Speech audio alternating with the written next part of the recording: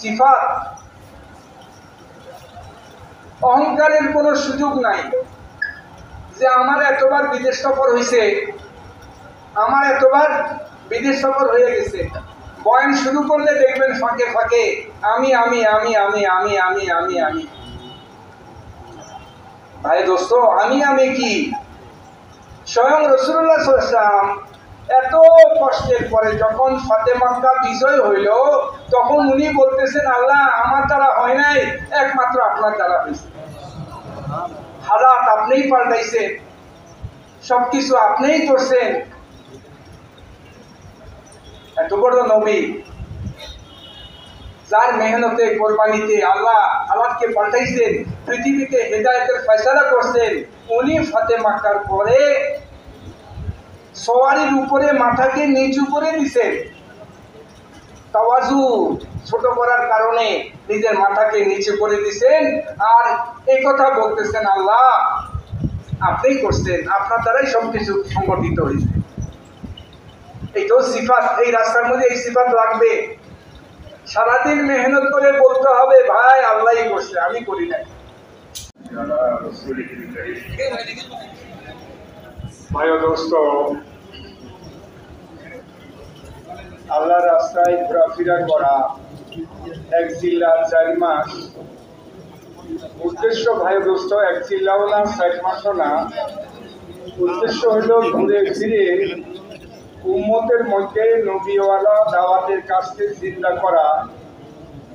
সেই নবীওয়ালা দাওয়াতের কাজের জন্য আল্লাহ তাআলা এই উম্মতকে পয়দা করছেন। জিল্লা দিলাম, 3 জিল্লা দিলাম, এটা মাকসাদ না। এটা হলো উম্মতকে নিজেকে নবীওয়ালা দাওয়াতের মেহনতের জন্য তৈয়ার করা, যেটার জন্য আল্লাহ আপনাকে আমাকে সৃষ্টি করছে।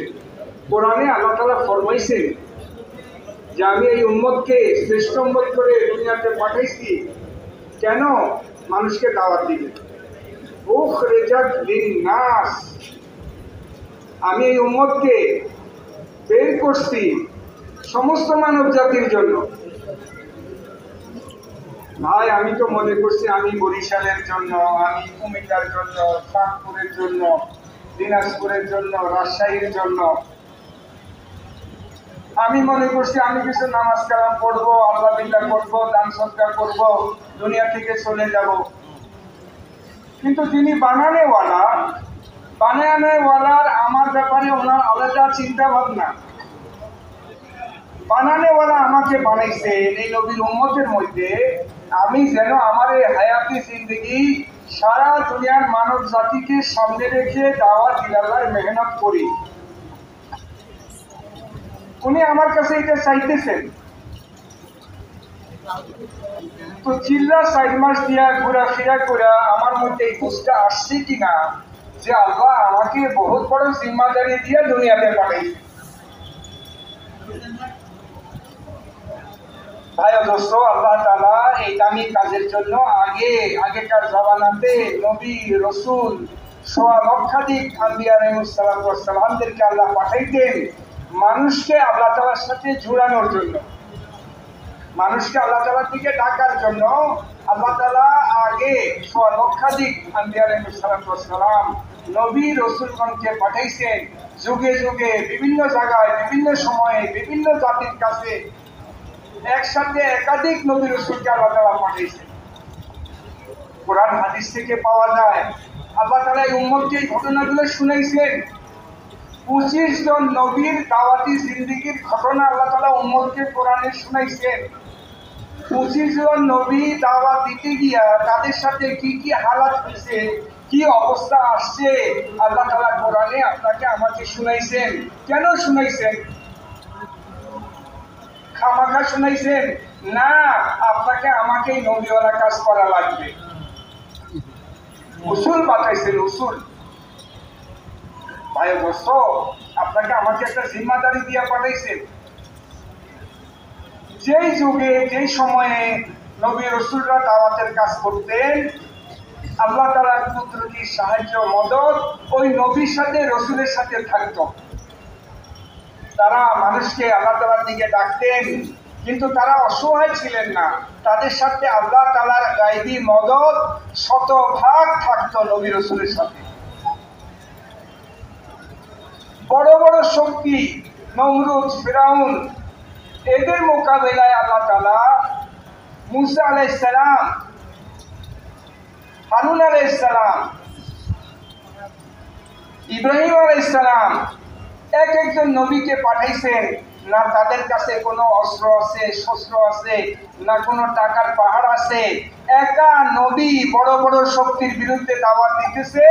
শেষ পর্যন্ত আল্লাহ নবীকে, নবীর অনুসরণকারীকে বিজয়ী করতেছে। আর যত বড় শক্তি হোক, নবীর দাওয়াতের মোকাবেলায় আল্লাহ সবাইকে দুনিয়াতে হালাক করে দিচ্ছে। ভাই ও দোস্ত, আমি দুর্বল, আপনি দুর্বল, কিন্তু কাজ বড় মোচা। যে প্রকৃত একিনের সাথে এই কাজের উপরে দাঁড়াবে, এখনো আল্লাহর শতভাগ মদদ তার সাথে থাকবে। মৌলানা ইউসুফ রহমতুল্লাহ আলাইহি সম্ভবত বলছেন যে তাবলীগ করে কিন্তু আল্লাহর সাহায্যের একিন করে না, সে ফাসিক। যে তাবলীগ করে কিন্তু আল্লাহর সাহায্যের একিন করে না, সে ফাসিক। ফাসিক মানে কি? আল্লাহর কথার একিন নেই তার উপরে। তো ভাই ও দোস্ত, এই উম্মতকে রাসূলুল্লাহ সাল্লাল্লাহু আলাইহি ওয়াসাল্লাম ইবাদতের সাথে সাথে দাওয়াতের কাজের উপরে উঠে গেছে। কেন? কারণ আল্লাহ রাসূল সাল্লাল্লাহু আলাইহি ওয়াসাল্লাম শেষ নবী। ওনার পরে কিয়ামত পর্যন্ত আর কোনো নবী আল্লাহ পাঠাবেন না। কিন্তু মানুষ তো আসবে, মানুষ প্রতিদিন দুনিয়াতে আসবে ওনার পরে। ওনার ইন্তেকালের ওফাতের পর থেকে নিয়ে কিয়ামত পর্যন্ত প্রতিদিন আল্লাহ মানুষকে পাঠাবেন। কিন্তু ওই মানুষগুলাকে ডাকার তরতিব কি হবে? ওই মানুষগুলাকে আল্লাহ তাআলার দিকে ডাকার তরতিব কি হবে? এই জন্য আল্লাহ তাআলা এই সিদ্ধান্ত নিছেন যে শেষ নবীর উম্মতের এক একজন এই কাজের জিম্মাদার। ইজতেমাই ভাবে সবাই, ইনফরাদি ভাবে এক একজন এই কাজের জিম্মাদার।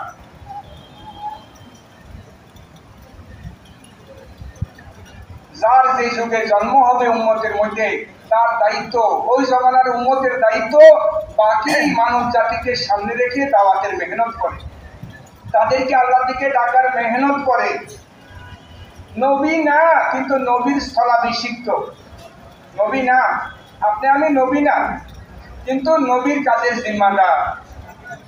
বাপ মরে গেছে, বাপে বিরাট জমিদারি কামাই করে গেছে, বহু জায়গার সম্পত্তি বাপে কামাই রোজগার করে দুনিয়াতে রেখে গেছে। এখন বাপের পরে এগুলো কে সামলাবে ভাই? কারা সামলাবে? না কেউ সামলাবে না, কারো কোনো দায়িত্ব নাই। এটা কি দুনিয়ার বিবেকে বলবে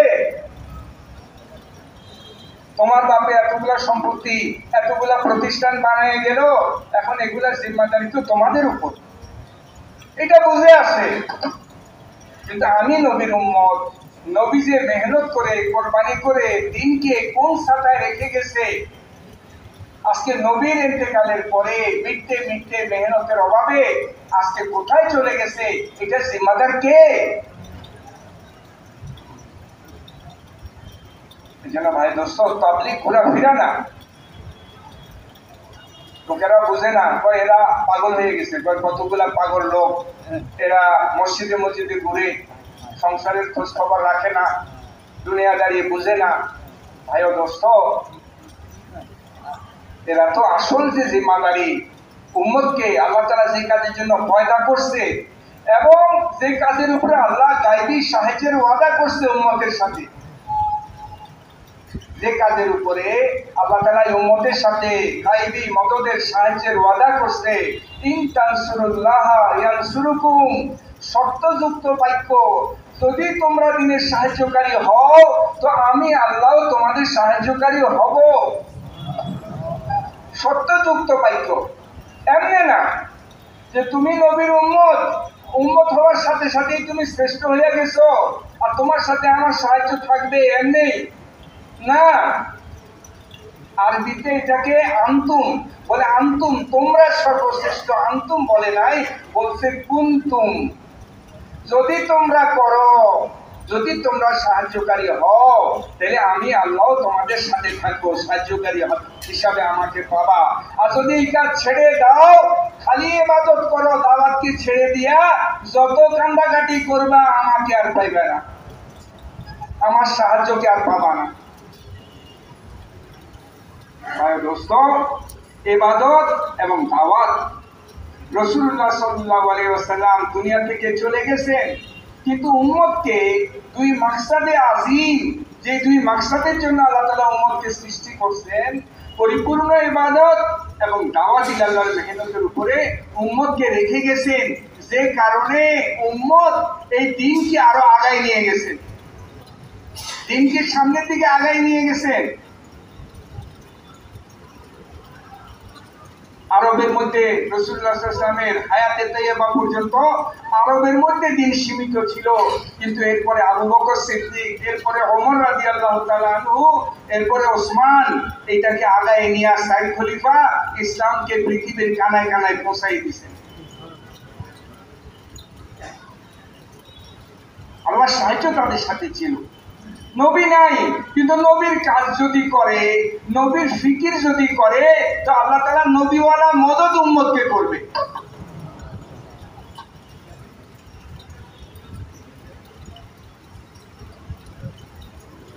ভাই ও দোস্ত, আল্লাহ তাআলা ফিরআউনের কাছে মূসা আলাইহিস সালামকে, হারুন আলাইহিস সালামকে দাওয়াতের জন্য পাঠাবেন, ফিরআউনের কাছে পাঠাবেন।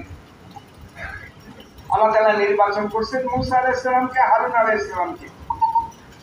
এখন পাঠানোর আগে হিদায়াত, রওনাকি হিদায়াতের কথা আল্লাহ তাআলা নিজেই বলতেছেন। রওনাকি হিদায়াত, জামাতে যাওয়ার আগে আপনাদের সাথে রওনাকি হিদায়াতের কথা হইছে না? কাকরাইল থেকে কেমনে যাবেন, কি করবেন, কি আমল করবেন। আল্লাহ তাআলা কোরআনে আল্লাহ তাআলা ফরমাইছেন যে তোমরা দুইজন, তোমাদেরকে পাঠাইতেছি, ইন্নানি মাআকুমা, তোমাদেরকে পাঠাইতেছি, কিন্তু তোমাদেরকে খালি ছেড়ে দেই নাই, আমি আল্লাহ তোমাদের দুজনের সাথে থাকবো, আমি আসি তোমাদের সাথে, আমার কাছে যাইতেছো, আমি আসি। আমরা যে চিল্লা দিয়ে আসলাম, 3 চিল্লা দিলাম, আমাকে একিন আছে যে আল্লাহ আমাদের সাথে ছিল, একিন আছে? মোটেও না।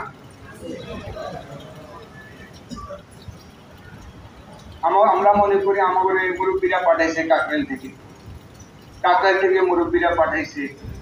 আমরা তাবলীগের একটা কাজ করি, একটা প্রতিষ্ঠানের কাজ করি, তাবলীগ একটা প্রতিষ্ঠান, এখানে গেলে সূরা কারাত ঠিক করা যায়, এখানে গেলে কিছু মাসলা মাসাইল শেখা যায়। তাবলীগ আরো 10টা প্রতিষ্ঠান, এরা অমুক অমুক ধর্মীয় দল করে, আমরা আরেকটা ধর্মীয় দল করি আর কি। কাকরাইলের মুরব্বীরা আমাদেরকে পাঠাইছে। নাও ভাই দোস্ত, কাকরাইলের মুরব্বীরা পাঠায় নাই, আল্লাহ আমাদেরকে পাঠাইছে, আল্লাহ আমাদেরকে বের করছেন। হ্যাঁ, আমরা শিখার জন্য আইছি, চিল্লা 3 চিল্লা দিয়ে এটা শিখবো, কাজ শিক্ষা লাগে। যেই কাজ নবীদেরকে আল্লাহ স্বয়ং শিখাইতে, যেই কাজ নবীদেরকে আল্লাহ তাআলা স্বয়ং শিখাইতে, ওই কাজ আপনি আমি চিল্লা দিয়ে শিখে যাব, 3 চিল্লা দিয়ে শিখে যাব? কখনো না। মওত পর্যন্ত এই কাজটা শিখতে হবে, মওত পর্যন্ত। নবীওয়ালা কাজ মওত পর্যন্ত শিখতে হবে, শিখার নিয়তে বাইরে দিছে। এই কাজের উপরে আল্লাহ বড় বড় ওয়াদা করছেন, আপনার আমার সাথে আল্লাহ থাকবেন, যেই কাজ নিয়ে দাঁড়াবে আল্লাহ তার সাথে হয়ে যাবে, সে ইয়াকিন করতে হবে আল্লাহ আমার সাথে আছে। মসজিদ থেকে যখন দোয়া করে 2জন উমুমি কাজে বাইর হবে, জামাত খুশুসি কাজে মসজিদ থেকে 2জন বাইর হবে দোয়া করে, তাদের এই কথার ইয়াকিন থাকতে হবে যে এখন আল্লাহ আমাদের সাথে আছে, আমরা একা না, আল্লাহ আমাদের সাথে আছে। যার সাথে আল্লাহ থাকে তার আবার পরোয়া কি, তার আবার ভয় কি, তার আবার চিন্তা কি? মূসা আলাইহিস সালামের ভয় ছিল, ফিরআউনের ব্যাপারে ভয় ছিল। ফিরআউনে ওয়ারেন্ট জারি করছে, মূসা আলাইহিস সালামের বিরুদ্ধে ওয়ারেন্ট জারি করে রাখছে। কিন্তু যখন আল্লাহ তাআলা ফরমাইলেন ইন্নানি মাকুমা, আমি আছি না, মুসা আলাইহিস সালামের অন্তর থেকে সমস্ত ভয়ভীতি বাইর হয়ে গেছে যে স্বয়ং আল্লাহ যদি সাথে থাকে আর মাখলুক যত বড়ই হোক তার কোনো ক্ষমতা নাই।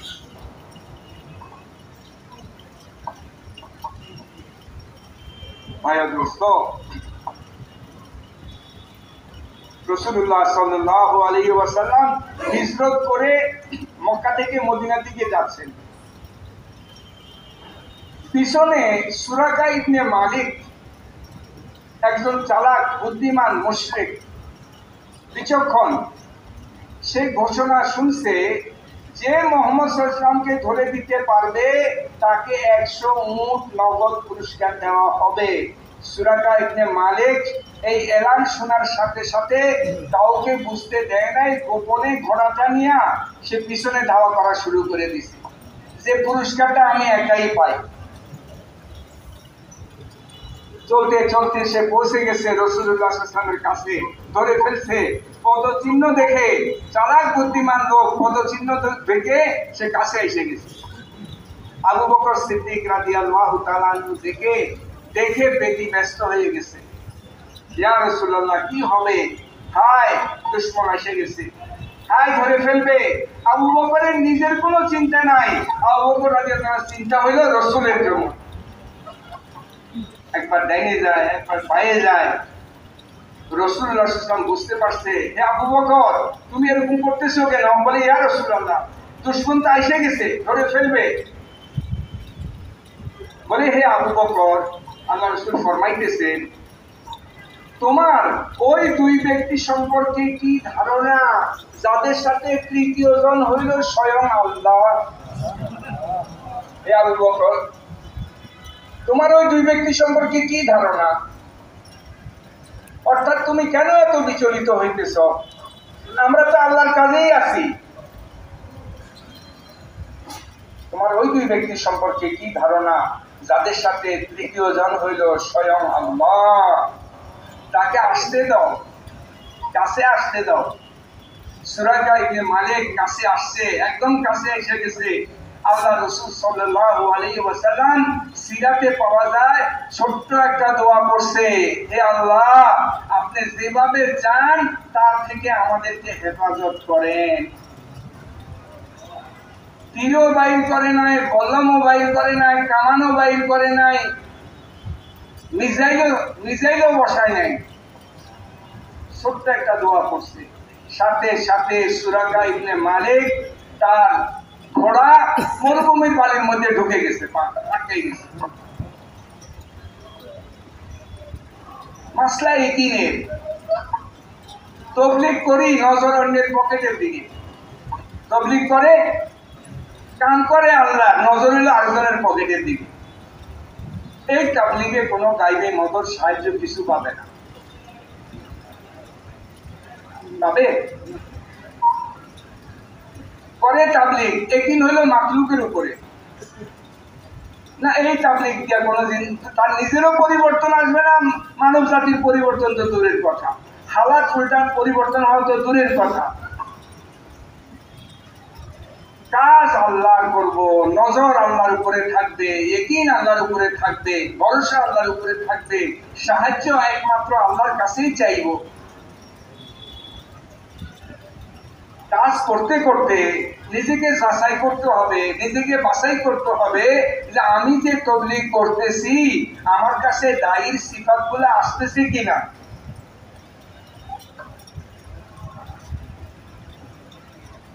ভাই ও দোস্ত, একবার সুরাকা উঠে গেছে, আবার আগে বাড়ছে, আবার গেড়ে গেছে, একবারে তৃতীয়বারে বুক পর্যন্ত মরুভূমির মাটিতে গেড়ে গেছে।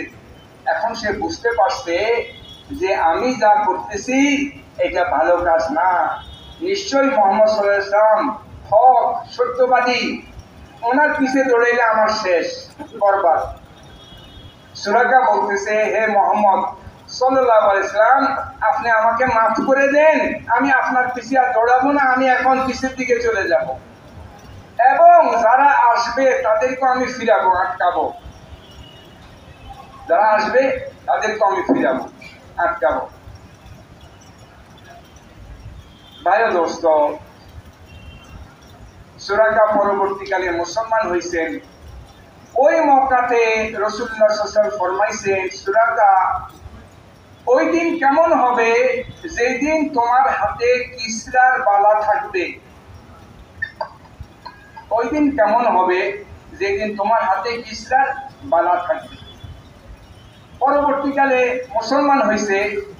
ওমর রাদিয়াল্লাহু তাআলা জমানাতে কিসরা পারস্য জয় হয়েছে এবং কিসরার যত সম্পদ, মুকুট, মালা, সবকিছু বালা মদিনাতে আসছে। ওমর রাদিয়াল্লাহু তাআলা আনহু সুরাকাকে ডেকে এই বালা তার হাতে পড়াইছেন। দায়ী যে কথা বলে, দায়ী যে আল্লাহ তাআলার তরফ থেকে যে মেহনত করে, তাকে আল্লাহ তাআলা ওই নবীকে রাসূলুল্লাহ সাল্লাল্লাহু আলাইহি ওয়াসাল্লামকে দেখাইছেন ভবিষ্যতে এই মেহনত যদি জিন্দা হয় কি কি পরিবর্তন আসবে। নবী একদিনের সাথে মেহনত করতেছে যে আমার এই মেহনত যদি জিন্দা হয় আল্লাহ দুনিয়ার নকশাকে পাল্টাবেন। দায়ীর একদিন যদি দুর্বল হয় মেহনতের উপরে, তাইলে তার জন্য 2.5 ঘন্টা দেওয়া কষ্ট, 3 দিন দেওয়া কষ্ট, চিল্লা দেওয়া কষ্ট, প্রতি বছর 3 চিল্লা দেওয়া কষ্ট। কারণ তার সামনে কোনো বসিরত নাই যে আমি কি কাজ করতেছি, আমি নবীওয়ালা কাজ করতেছি, আর এই কাজের মধ্যে আল্লাহর ওয়াদা রয়ে গেছে এই কাজ জিন্দা হবে, আল্লাহর নকশাকে পাল্টাবে। নকশা পাল্টানোর জন্য এই কাজকে জিন্দা করা দরকার। এমনি নকশা পাল্টাবে না।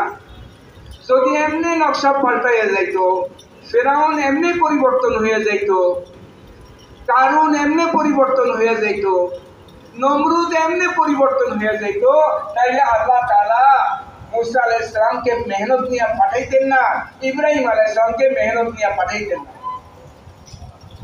বোঝা যায় যে নকশাকে পাল্টাইতে হলে মেহনতকে জিন্দা করতে হবে, কোরবানিকে জিন্দা করতে হবে, ইয়াকিনকে জিন্দা করতে হবে, সিফাতকে জিন্দা করতে হবে। যে এই লাইনে ইয়াকিনের সাথে কাজকে নিয়ে দাঁড়াবে, আল্লাহ তাকে দিয়া হককে জিন্দা করবে। আল্লাহর কোনো পরোয়া নাই। আপনি আমি তাবলীগ করি, আপনি আমি চিল্লা দিবেন, 3 চিল্লা দিবেন, আল্লাহর কোনো ঠেকা নাই। যে ব্যক্তি এই কাজকে ইয়াকিন করে, নবীওয়ালা কাজ মনে করে এই কাজকে নিয়ে দাঁড়াবে, আল্লাহ একা তাকে দিয়ে কাজ নিবে। চাই সে অপরিচিত লোক হোক, চাই সে বেলাল রাদিয়াল্লাহু তাআলা আনহু হোক, আল্লাহ বেলাল রাদিয়াল্লাহু তাআলা আনহুকে দিয়ে কাজ নিবে। আর আল্লাহ তাআলা কুরাইশদের সর্দার আবু লাহাব আর আবু জেহেলকে আল্লাহ তাআলা বঞ্চিত করে দিবে, সর্দারকে বঞ্চিত করে দিবে। বেলাল রাদিয়াল্লাহু তাআলা দিয়ে আল্লাহ তাআলা কাজ নেবে। যে নিয়ত করবে, যে দাঁড়াবে, নবীওয়ালা কাজ আল্লাহ কারো পরোয়া করে না। রাসূলুল্লাহ সাল্লাল্লাহু আলাইহি ওয়াসাল্লাম যখন দাওয়াতের কাজকে নিয়ে দাঁড়াইলেন, ওনার আশা ছিল ওনার আপন জনেরা সাহায্যকারী হবে। চাচা, ভাতিজা, ভাই, পুত, চাচতো ভাই, কুরাইশের লোকেরা, আত্মীয় স্বজন, 2 মেয়ে বিয়ে দিচ্ছে, আবু লাহাব বেয়াই, ওনার সাহায্যকারী হবে। বেয়াই ব্যথা বেয়াই বুঝবে, এটাই তো কি কন নিয়ম, বেয়াই কথা বেয়াই বুঝবে, আর কেউ না বুঝুক। ওনার আশা ছিল নিকটজন লোকেরা ওনার দাওয়াতের কাজে সাহায্যকারী হবে।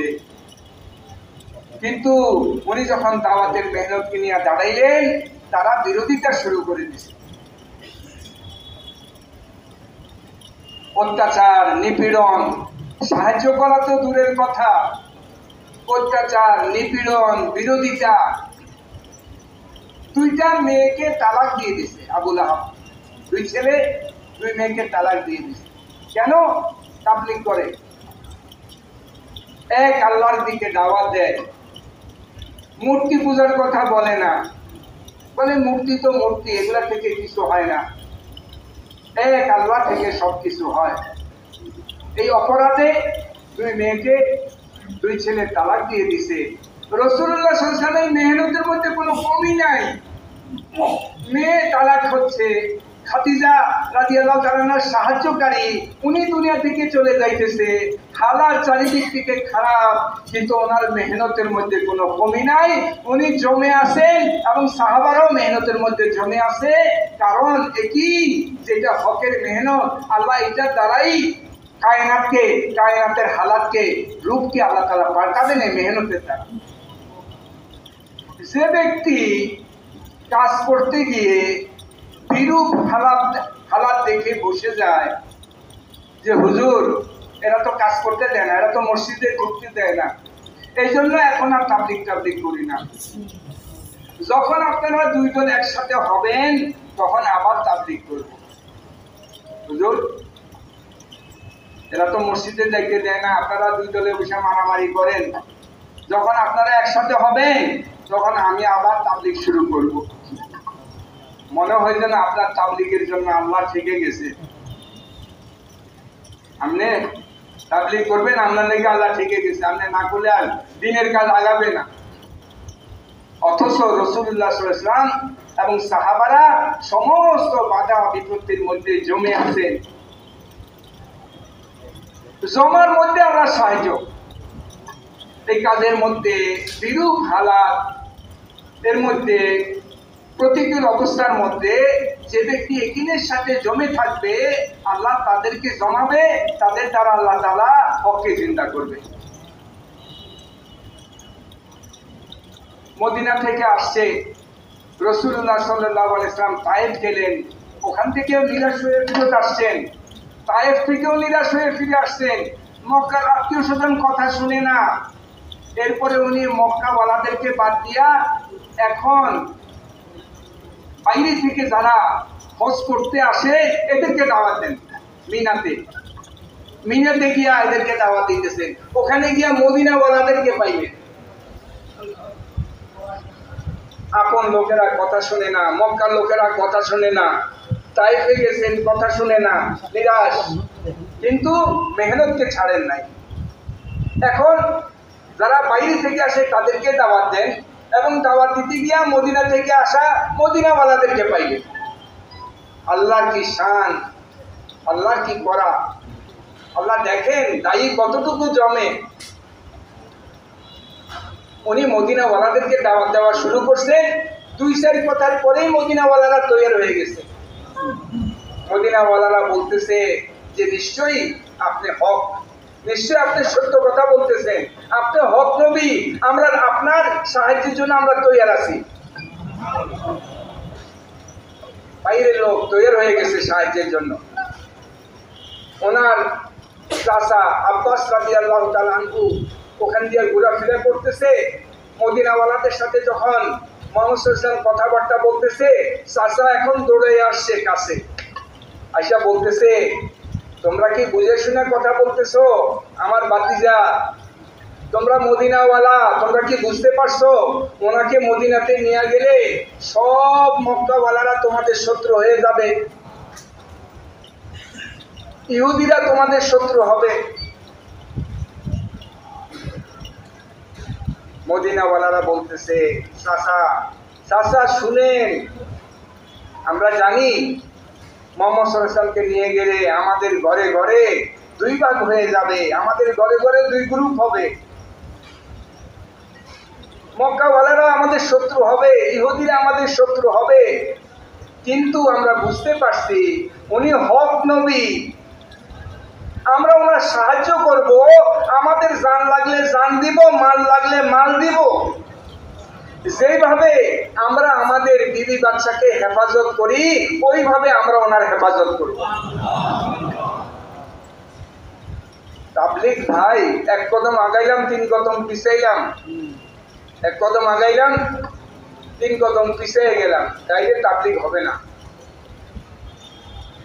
ধরলে ভালো করে ধরতে হবে। আমরা আমাদের মেয়েদেরকে, ছেলেদেরকে, বিবিদেরকে যেভাবে হেফাজত করি আমরা ওনাকে ওইভাবে হেফাজত করব। পরবর্তীকালের ইতিহাস থেকে দেখা যায় যে মদিনাওয়ালারা দিনের তাকাজার জন্য নিজেদের জানমাল দিতে আর পরোয়া করে নাই, তারা তাদের কথাকে পুরা করছে। খালি কথা না, হিজরতের পরের ইতিহাস থেকে দেখা যায় যে মদিনাওয়ালারা যত টাকাদা আসছে সব টাকাদা যা জান লাগছে যা মাল লাগছে সব দিচ্ছে। তো বলেন যে ইসলাম মক্কা থেকে সারা পৃথিবীতে ছড়ায় নাই, আল্লাহ মদিনাকে জরিয়া বানাই দিয়েছে মানব জাতির হিদায়াতের মার্কাজ। মক্কা থেকে ইসলাম ছড়ায় নাই, মক্কা থেকে ইসলাম হিদায়াত ছড়ায়। হিদায়াত কোথা থেকে ছড়াইছে মদিনা থেকে। কেন? মদিনাওয়ালারা দাওয়াতের কাজের হককে আদায় করার জন্য, জানমালের কোরবানি দেওয়ার জন্য তৈরি হয়েছেন। আল্লাহ তাদেরকে কবুল করছেন, তাদের স্থানটাকেও কবুল করছেন। রাসূলুল্লাহ সাল্লাল্লাহু আলাইহি ওয়াসাল্লাম হিজরতের পরে ফাতে মক্কার সময় মক্কাতে আসছেন, কিন্তু আর মক্কাতে থাকেন নাই, মদিনাতেই আবার ফেরত চলে গেছেন। ওনার ঠিকানা মদিনা বানাইছে। যুগে যুগে দিন জিন্দা হবে, যেখান থেকে লোক দিনের জন্য কোরবানি দেওয়ার জন্য লোক তৈরি হবে, আল্লাহ ওখান থেকে তার দিনকে যুগে যুগে চমকাবে। যদি আমাদের সাথীরা যার যার এলাকার মসজিদের মধ্যে নিয়ত করে দাঁড়ায় যায়, কোমর বাঁধে যে হালাত যাই হোক, কেউ আসুক আর না আসুক, আমি আমার এই মসজিদের মধ্যে মসজিদ আমাদের মেহনতকে জিন্দা করব, আমি একা বুনিয়াদ হব। কোরবানি লাগে কোরবানি দিব, জান লাগে জান দিব, মাল লাগলে মাল দিব। আল্লাহ ওই একক ব্যক্তিকে দিয়া ওই মসজিদকে আবাদ করবেন, ওই মসজিদ থেকে সারা দুনিয়াতে আল্লাহ তাআলা দ্বীনকে জিন্দা করবেন। ইলিয়াস রহমতুল্লাহ এক ব্যক্তি, দিল্লিতে বুজুর্গ অনেক আছে, দিল্লিতে বুজুর্গ অনেক আছে, ব্রিটিশ আমল বুজুর্গ অনেক আছে, কিন্তু এক বুজুর্গ বুঝতে পারছেন যে নবীওয়ালা কাজের গুরুত্ব কি, নবীওয়ালা কাজের গুরুত্ব কি। ইলিয়াস রহমতুল্লাহ আলাইকে আল্লাহ তাআলা বুঝাইছেন যে হালাতকে যদি পরিবর্তন করতে হয়, মুসলমানের হালাতকে পরিবর্তন করতে হয়, তাহলে আবার দাওয়াত ইলাল্লাহর মেহনতকে জিন্দা করতে হবে। শুধু ইবাদত জিন্দা করার দ্বারা হালাত পরিবর্তন আসবে না। আপনার মহল্লার মসজিদে বসা আপনি সারা দিন 5 ওয়াক্ত নামাজ জামাতের সাথে আদায় করেন, এরপরে নফলের পর নফল পড়েন, এরপরে লম্বা লম্বা তসবিহ লইয়া মসজিদের এক কোণায় বসে সারাদিন গণেন, কিন্তু আপনার এই ব্যক্তিগত ইবাদতের দ্বারা বাইরের দুনিয়ার হালাতের মধ্যে আল্লাহ তাআলা কোনো পরিবর্তনকে আনবেন না। কারণ ইবাদতের সাথে বাইরের হালাত পরিবর্তন হওয়ার কোনো ওয়াদা আল্লাহ করে নাই। বাইরের হালাতকে পরিবর্তন করার জন্য ইবাদতের সাথে সাথে, ইবাদত বাদ না, ইবাদতের সাথে সাথে দাওয়াত ইলাল্লাহর মেহনতকে জিন্দা করতে হবে।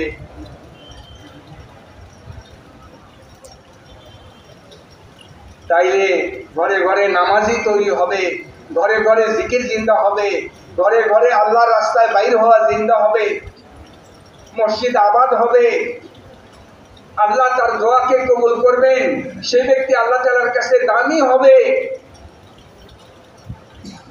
চিল্লা 3 চিল্লা দেওয়ার পরেও যদি আমরা এলাকাতে গিয়া মসজিদের এক কোণায় বসে যাই, না তালিমের ফিকির করি, না মশওয়ারার ফিকির করি, না 2.5 ঘন্টা না ঘর ঘর মেহনতের ফিকির করি, ভাই ও দোস্ত, আমরা আসলে তাবলীগে গিয়ে কিছুই বুঝলাম না, 3 চিল্লা দিয়ে কিছুই বুঝলাম না। যেটার উপরে বড়রা উঠাইতে চাইছে ওইটা আমরা বুঝলামই না। বনি ইসরাইলের মধ্যে এক বুজুর্গ সারা দিন আল্লাহর জিকির ইবাদত করে, কিন্তু বাকি এলাকার মধ্যে নাফরমানির কারণে আল্লাহ তাআলা অসন্তুষ্ট হয়ে ফেরেশতা পাঠাইছে, যাও বস্তিটা উল্টাইয়ে দাও। ফেরেশতা এসে দেখে বস্তির মধ্যে এক বুজুর্গ 24 ঘন্টা আল্লাহর জিকির ইবাদতে মশগুল। ফেরেশতার মনে প্রশ্ন আসলো, এরকম একটা লোক এখানে আছে, এই মহল্লাতে, এই বস্তিতে, কেমনে এখানে আযাব দিয়া বস্তিটা উঠাই দেই? ফেরেশতা প্রশ্ন করলো, হে বাড়ি তালা, এখানে তো আপনার এরকম একজন লোক আছে যার একটু অল্প সময়ের জন্য যে আপনার জিকির থেকে গাফেল না। আল্লাহ তাআলা কি ফরমাইলেন? ঠিক আছে, আযাব মাফ করে দাও। কি ভাই, কি ফরমাইলেন?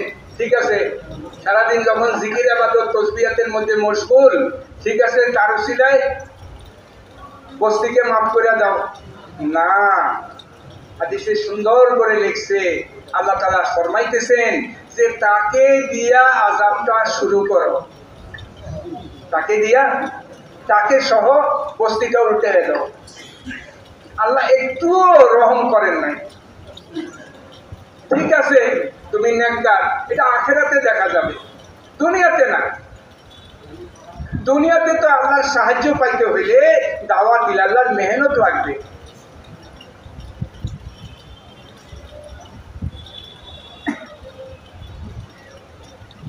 এই জন্য ভাই ও দোস্ত, আরজ হইল এইটা যে আল্লাহ আমাদেরকে বহুত বড় জিম্মাদারি দিয়েছেন, দামি বানাইছেন। যে নিয়ত করে দাঁড়াবে সে আল্লাহকে কদমে কদমে তার সাহায্যকারী হিসাবে পাবে। মেহনত করে করে একিনকে পয়দা করতে হবে, সিফাত নিজের মধ্যে আনতে হবে। এই রাস্তাতে চলনেওয়ালা কাতেবে ওহী আল্লাহ তাআলা অপছন্দ করছেন, সেও হেদায়েত থেকে মারুম হয়ে গেছে। এই রাস্তায় তাবলীগ করা, চিল্লা দেওয়া, 3 দিন দেওয়া, এই কথার অর্থ এই না যে আমি কবুল হয়ে গেছি। কবুলিয়তের জন্য তানহাইতে, নিরিবিলিতে, রাতের অন্ধকারে উঠে চোখের পানি ফালাইয়া ফালাইয়া আল্লাহর কাছে চাইতে হবে যে আল্লাহ, আপনি আমাকে এই নবীওয়ালা কাজের জন্য কবুল করেন, আমাকে মাহরুম করে দিয়েন না। কবুলিয়ত চাইতে হবে। 3 দিন দেওয়া, চিল্লা দেওয়া, 3 চিল্লা দেওয়া এই কথার আলামত না যে আমি তো তাবলীগের জন্য কবুল হয়ে গেছি।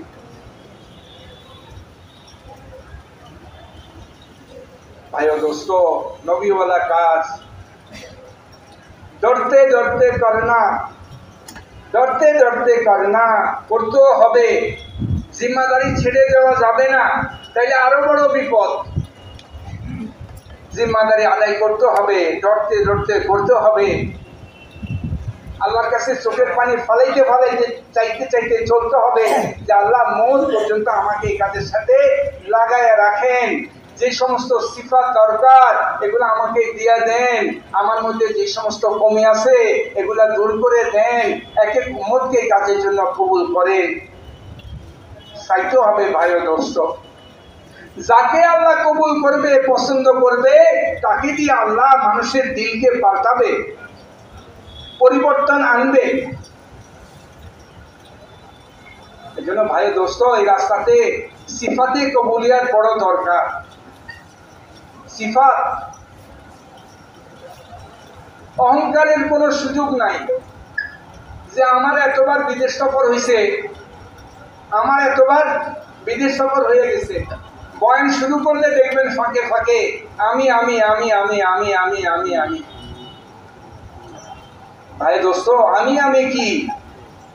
স্বয়ং রাসূলুল্লাহ সাল্লাল্লাহু আলাইহি ওয়াসাল্লাম এত কষ্টের পরে যখন ফাতে মক্কা বিজয় হইল, তখন উনি বলতেছেন, আল্লাহ, আমার দ্বারা হয় নাই, একমাত্র আপনার দ্বারা হয়েছে। হালাত আপনিই পাল্টাইছেন, সবকিছু আপনিই করছেন। এত বড় নবী, যার মেহনতে, কোরবানিতে আল্লাহ হালাতকে পাল্টাইছেন, পৃথিবীতে হেদায়েতের ফয়সালা করছেন, উনি ফাতে মক্কার পরে সওয়ারির উপরে মাথাকে নিচু করে দিয়েছেন। তাওয়াজু, ছোট করার কারণে নিজের মাথাকে নিচু করে দিয়েছেন। আর এই কথা বলতেছেন, আল্লাহ, আপনিই করছেন, আপনার দ্বারাই সবকিছু সংগঠিত হয়েছে। এইটাও সিফাত। এই রাস্তার মধ্যে এই সিফাত লাগবে। সারাদিন মেহনত করে বলতে হবে, ভাই আল্লাহই করছে, আমি করি নাই। এই জন্য ভাই ও দোস্ত, মিল মহব্বত, আল্লাহ তাআলা গায়বী সাহায্য মদত যে আসবে, যখন ইস্তেমাইয়াত পয়দা হবে উম্মতের মধ্যে, আপনার আমার মধ্যে ইস্তেমাইয়াত, পরস্পরের মধ্যে মিল মহব্বত, তখন ভাই দোস্ত আল্লাহ তাআলার সাহায্য আসবে। আর শয়তান সব তাবলীগের মেহনতের পরেও ইস্তেমাইয়াতকে ভাঙার জন্য চেষ্টা করবে। কিভাবে? এর দোষ করে দেখাবে, তার দোষ তারে দেখাবে, ওর দোষ এরে দেখাবে, দেখাইয়া ফাটল সৃষ্টি করবে।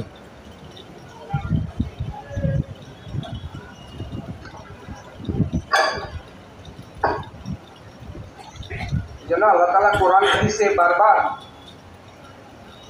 তোমরা আল্লাহর রশিকে মজবুত করে ধরে রাখো, তোমরা বিচ্ছিন্ন হইও না, পরস্পর বিচ্ছিন্ন হইও না।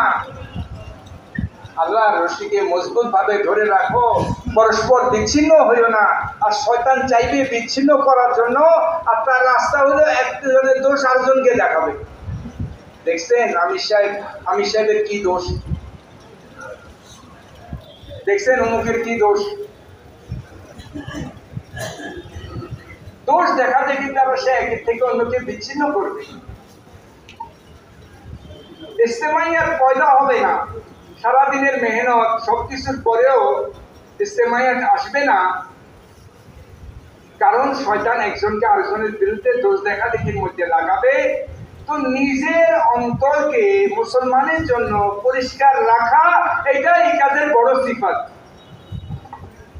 আমার অন্তর আমার সাথী ভাইদের জন্য, মুসলমানদের জন্য পরিষ্কার থাকে, এইটা এই দায়ী দাওয়াতের কাজের বড় সিফাত। যার অন্তর পরিষ্কার সবার জন্য, তার সাথে মানুষ জুড়বে।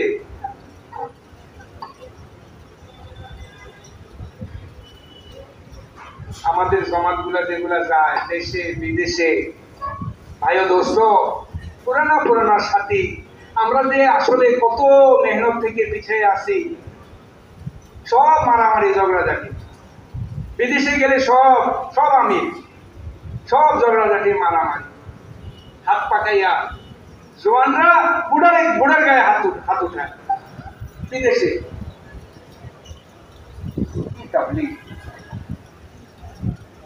কোথায় গাছ কোথায় কালি, মারামারি চলতেছে। এই মেহনত দিয়া তো মানুষের দিলকে আল্লাহ পাল্টাবেন না। মৌলানা ইলিয়াস রহমতুল্লাহ আলাইহি উনি বলতেন যে আমার এই কাজ হইল খুবিও কা লেনদেন। এই রাস্তায় বের হয়ে একে অন্যের খুবিকে দেখবে, তো আল্লাহ ওই সমস্ত খুবই গুণাবলী তার মধ্যে পয়দা করে দিবে। মৌলানা ইলিয়াস রহমতুল্লাহ আলাইহি উদাহরণ দিয়েছেন যে জঙ্গলের মধ্যে দুই ধরনের প্রাণী প্রবেশ করে। জঙ্গলে দুই ধরনের প্রাণী প্রবেশ করে, এক হলো মৌমাছি। মৌমাছি প্রবেশ করে জঙ্গলের মধ্যে ভালো জিনিসকে তালাশ করে, কোন ফুলের মধ্যে কি মধু আছে, মৌমাছি তালাশ করে করে ভালো জিনিসগুলোকে সঞ্চয় করে। তো আল্লাহ মৌমাছিকে দামি বানায়, তাকে মানুষের শেফা সরিয়া বানায়, কারণ সে ভালো জিনিস খুঁজে খুঁজে আনছে। আল্লাহ মৌমাছির মধুকে শেফার জন্য জরিয়া বানায়। মৌলানা ইলিয়াস রহমতুল্লাহ বলতেন যে জঙ্গলে আরেক ধরনের প্রাণী ঢুকে, কিন্তু তারা ঢুকে জঙ্গলের মধ্যে খারাপ জিনিসগুলাকে তালাশ করে। খারাপ জিনিস,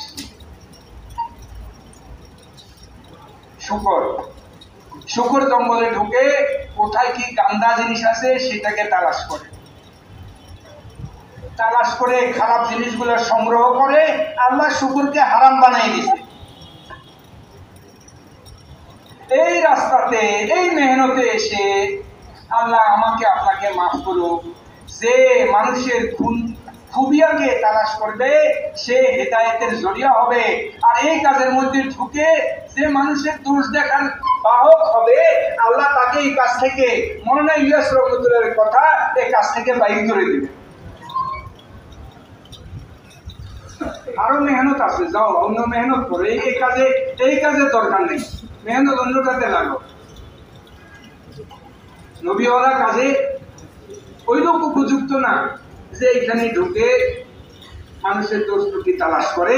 আল্লাহ তাকে এই কাজ থেকে রাখবেন না, এই কাজ থেকে বাইর করে দিবে।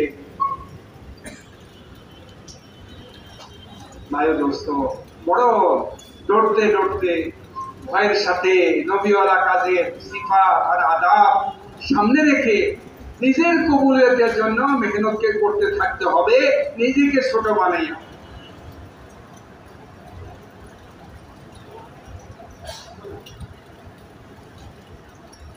ভাই দোস্ত, এই কাজের মধ্যে যে অন্যের নিয়ত করে চলবে বলে সে বেশি দিন চলতে পারবে না। তাবলীগ করে কেন? অন্যের হেদায়েত। সে বেশি দিন চলতে পারবে না। সে বলবে, হুজুর কত চেষ্টা করলাম, মহল্লাতে একটা লোকও কথা শুনে না, এই জন্য আমি এখন আর তাবলীগ করি না।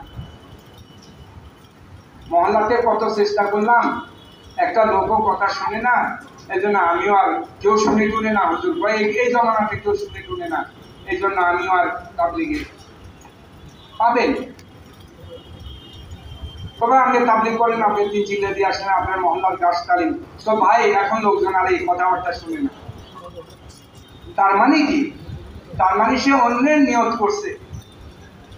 যে ব্যক্তি অন্যের নিয়ত করে তাবলীগ করবে সে বেশি দিন এই কাজে চলতে পারবে না, সে এই কাজ থেকে অল্প দিন পরে ছুটে যাবে।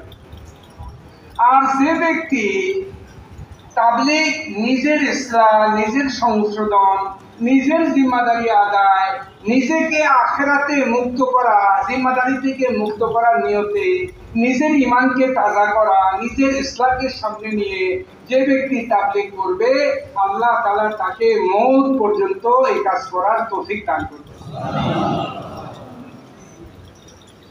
নিয়তকে পাল্টাইতে হবে। আমার ঈমান বাঁচাইতে হলে আমাকে আল্লাহর রাস্তায় বাইর হইতে হবে। আমার আমালকে জানদার করার জন্য আমাকে রোজানার সময় দিতে হবে।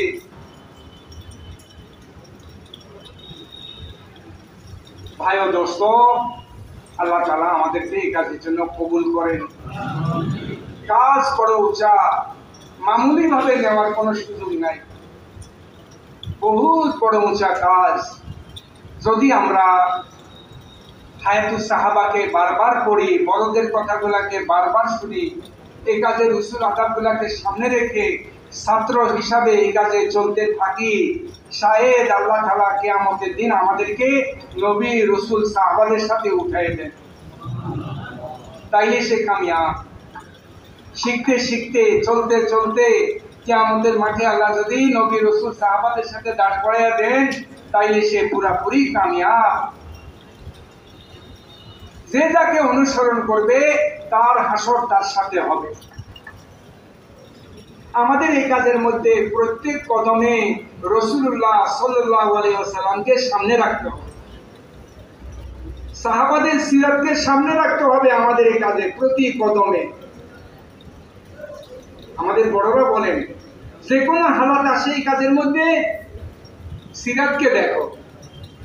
সাহাবাদের সামনে এই হালতে কি হালত, এই হালতে তারা কি করছে। আমরা তো ভাই কোনো পার্টি করি না, কারো কোনো দল করি না, আমরা রাসূলুল্লাহ সাল্লাল্লাহু আলাইহি ওয়াসাল্লামের সাহাবাদের দাওয়াত ইলানার মেহনত করি। এই জন্য ভাই ও দোস্ত, সিফাতের সাথে চলার নিয়ত করি, কোরবানিকে আগে বাড়াই। মাসলা নিজেকে কবুল করানো, ঘুরাফিরা নাম তাবলীগ না। আল্লাহর কাছে কবুল হইলাম কিনা ওইটাকে সামনে রেখে চলতে হবে। এই জন্য কোরবানিকে বাড়াইতে হবে।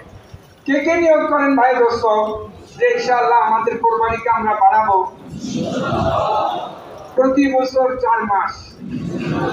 হযরতে সাহাবায়ে কেরামের সিরাত থেকে দেখা যায় যে ওনারা সাধারণভাবে জিন্দেগির 1/3 আল্লাহর রাস্তায় ব্যয় করছেন। সাহাবায়ে কেরামের নেসাব কমের মধ্যে বছরে 4 মাস।